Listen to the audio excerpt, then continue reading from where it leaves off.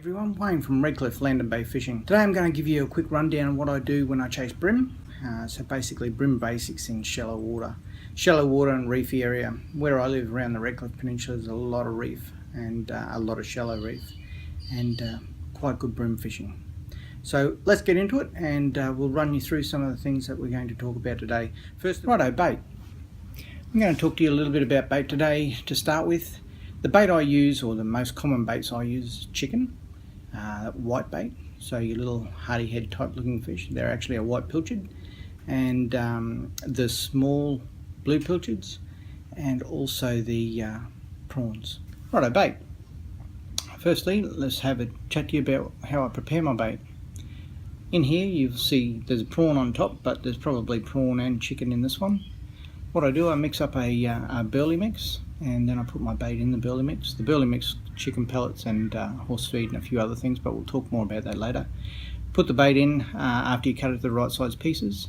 Mix it around a little bit so it gets good coating on it.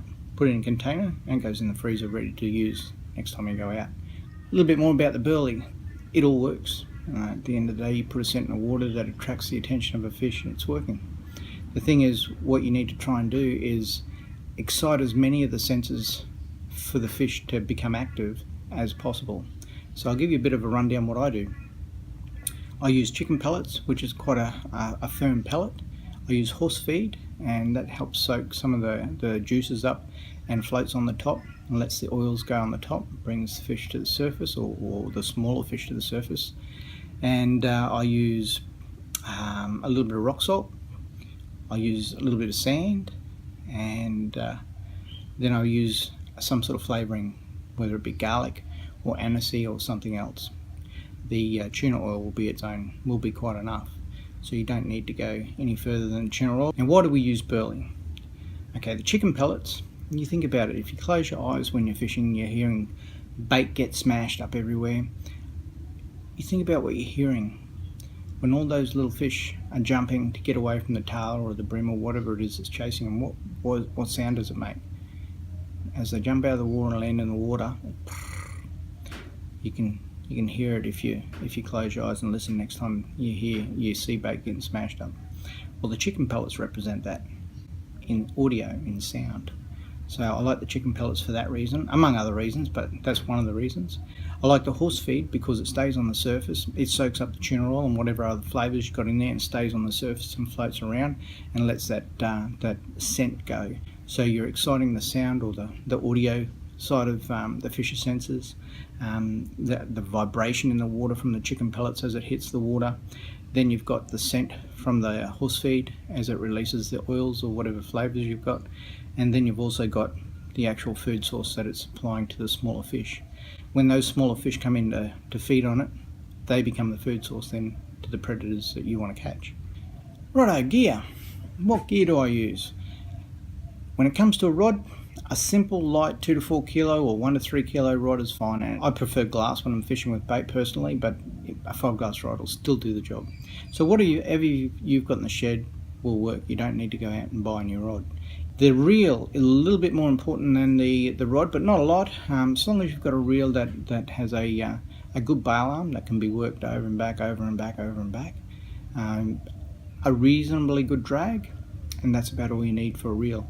1,000, 1,500, 2,000, you don't need much bigger than that. Any bigger than that and you're just holding weight that you don't need to hold for the day. The line is the next thing we'll talk about. A good quality 4 to 6 pound line.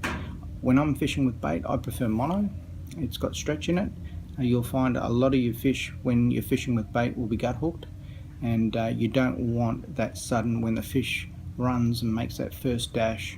You don't want it coming really taut on your rod straight up.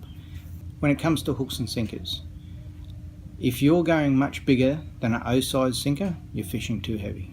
It's as simple as that. And it doesn't matter how strong that current is. If you're going bigger than an O, you're fishing too heavy in shallow reef or shallow water. I start off with none, absolutely no sinker, so just the hook. You can see these are the hooks here. I use 2 sorts of hooks when I'm brim fishing and no others. That there's a mustard, well, I call them suicide hooks, they're actually called mustard beaks. So I use a number 1 or a 1/0. They're the two hooks I use. You can see here the sinker size. I'll just move it back here. Sinker size. They're the three sizes: 000, 00, and 0, or no sinker. And if you're going much bigger than that, you're not going to go home with your 10, 15, 20 fish. You need to be prepared to change hook often. When you're fishing a reef, you need to fish their structure. So if you're fishing pylons, you've got to be close to that pylon. If you're fishing a reef, you've got to be close to the reef. Your burley trail will attract the fish to some degree away from the reef, but the majority of fish, and especially the smarter fish, the older fish, they'll stay on the reef and wait for the feed to come to them. If I'm on top of the reef at high tide, I'll fish with no sinker at all. So nice light, if not no weight. Your size 1 or 1/0 hook, your preference. I prefer probably the 1/0 at night time and the size 1 through the day when it's a nice light bright day. And that's all that it's need. You don't need a swivel. So just a sinker and a hook. Just in relation to leaders, I don't use a leader when I've got a mono line. So if I've got a good quality 6-pound mono line, go straight on the end of it. Brim like two things. They like shelter and they like food. It's as simple as that. There isn't too much shelter, you won't find too many brim. You'll get the occasional brim that'll swim up an inlet and around about, but very rarely you'll catch your 20 or 30 fish. So you will find 20 and 30 fish sitting around snags. You may find one snag with that many. So if you want to catch the volume as well as the quality, well then you've got to fish where they live, and they live in snags. The other method I use is when you've got a little bit of current, you anchor up or use your electric to spot lock up off the snag, off the structure, and you float line back to it. So little or no weight, you plop it into your burley trail right beside your boat, and you just keep that bar arm open, keep feeding the line out. As you feed that line out, you'll eventually feel the bite and you'll see the line run a little bit faster. While you wait until it has that run, give it a strip, close the bail arm. As you feel the load, then you set the hook. It's that easy. So the last thing we've got left to talk about is the direction of your tidal flow and the speed of your tidal flow. So for example, if you're on big moons and you've got big swings in the tides, you might have a good current flow. If you've got a running tide, you want to park yourself upstream and fish back into the snag, and exactly the same on a run out tide. So you wouldn't be fishing the same spot for both run in and run out. Anyway, that's it from me today. I think I've covered most things that I do when I go brim fishing. I hope you've learned a little bit today, and tight lines. See you next time.